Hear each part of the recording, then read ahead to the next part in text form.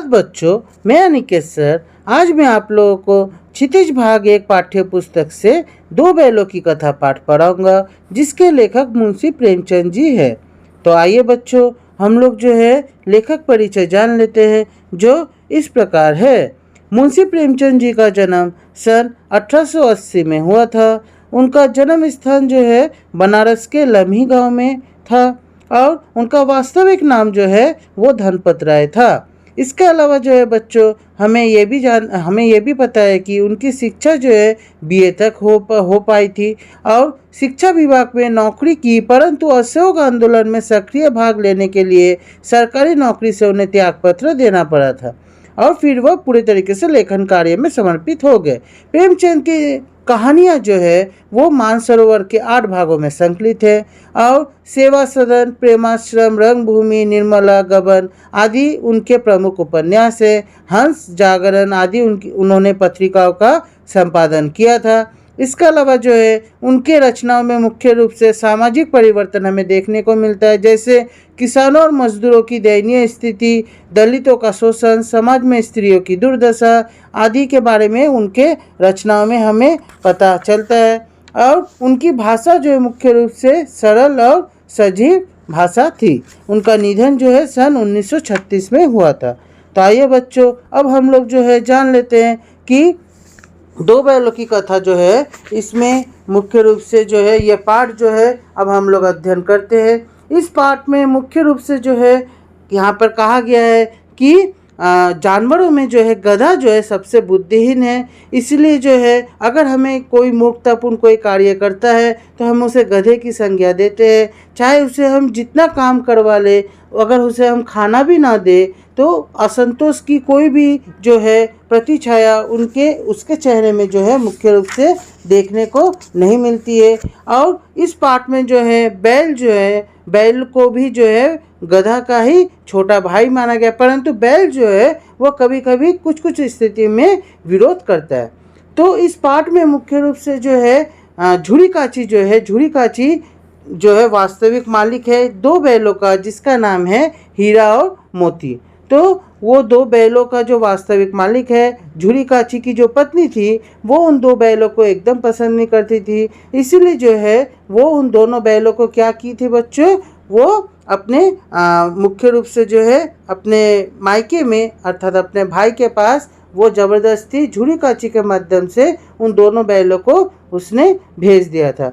तो वो दोनों बैलों का मन काफ़ी दुखी था, क्योंकि वो उन्हें काफ़ी लगाव करते थे झूरी काची को, और झूरी काची भी जो है मुख्य रूप से जो है उन दोनों बैलों को काफ़ी लगाव करता था।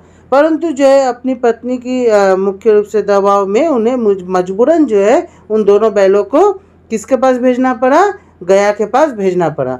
अब गया मुख्य रूप से उन दोनों बैलों को जी तोड़ मेहनत करवाता था, उन्हें भोजन भी नहीं देता था और मुख्य रूप से जो है उन दोनों बैलों का केवल एक ही शिकायत था, चाहे जैसी भी स्थिति में यहाँ पर झूरी काची ने उन दोनों बैलों को रखा था, वो उस स्थिति को चुपचाप जो है मान लिए थे, वो उनका विरोध नहीं किए थे। फिर भी जो है उन दोनों बैलों को जो है झूरी काची ने उससे गया को क्यों बेचा।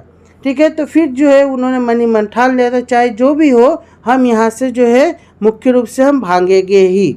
ठीक है, तो वो वहाँ से भागे अपने मेहनत से, अपने परिश्रम से। वहाँ पर जो है मुख्य रूप से जो है वो वहाँ से मतलब रस्सी से उन्हें बांधा गया था, तो उस रस्सी को तोड़कर वो कहाँ पर गए थे, भागकर सीधा फिर झूरी काची के घर में पहुँच गए थे। तो झूरी काची जो है सुबह उठकर जब देखा तो उसे काफ़ी उनके प्रति प्रेम जो है आया और वह जोर कर उसके पास गया और जाकर उन दोनों बैलों के सिर को चूम लिया, आलिंगन भी किया। परंतु जो है उसकी पत्नी जो है उन्हें कामचोर मानती थी और उस पर उन्हें काफ़ी गुस्सा भी मुख्य रूप से आता था। ठीक है बच्चों, तो यहाँ पर जो है फिर झूरी काची की पत्नी ने जो है उन दोनों बैलों को अर्थात अपने मायके में गया के पास उसने भेज दिया। तो वो दोनों बैल फिर से गया के साथ चले गए उसके मायके में। अब इसके बाद जो है वहाँ पर जाकर उसके साथ उन दोनों बैलों को जो है झूरी काची ने फिर से जीत और मेहनत करवाया, उन्हें खाना भी नहीं दिया और उन्हें इस बार जो है मोटी रस्सी से बांध दिया। ठीक है, ताकि वो फिर से वहाँ से भाग ना पाए। ठीक है बच्चों। तो यहाँ पर जो है मुख्य रूप से जो उसी घर में जो है एक छोटी सी बच्ची भी थी जो उन्हें क्या करती थी, वो भेड़ों की बच्ची थी जो एक एक रोटी जाकर उन दोनों बैलों को खिला देती थी। ठीक है, तो यहाँ पर जो है इस प्यार से दोनों की आत्मा तृप्त हो जाती थी। उनका पेट नहीं भरता था परंतु उन दोनों की आत्मा जो है वो तृप्त हो जाती थी। सौतेली माँ से पीड़ित इस बच्ची को देख मोती का दिल दुखी हो गया और भैरव की पत्नी को मन कर रहा था कि उसको उठाकर पटक दे, लेकिन हीरा ने उस औरत जात पर सिंह न चलाने की जो नीति है वो कहकर उसे मना कर दिया। ठीक है, तो आज का पाठ जो है हम लोग यहीं तक रखते हैं बच्चों। अगले पाठ में हम लोग जानेंगे कि झुरी काची का जो बैल है अर्थात हीरा और मोती वो फिर से झुरी काची के पास पहुंच पाते हैं क्या नहीं, और उनके साथ जो है इस दौरान क्या क्या उनको भुगतना पड़ा था, उन्हें मतलब उनके साथ क्या व्यवहार हुआ था। ठीक है, और वो पहुंच पाए भी थे या नहीं, या फिर किस स्थिति में पहुंचे थे, और इस कहानी से मुख्य रूप से हमें क्या संदेश मिलता है, प्रेमचंद जी ने हमें क्या संदेश देना चाहा, ये हम सब कुछ जो है हम अगले जो हम लोग मतलब भाग है अर्थात अगले मतलब कक्षा में हम लोग जानेंगे। तो आज की कक्षा हम बच्चे यहीं समाप्त करते हैं। धन्यवाद।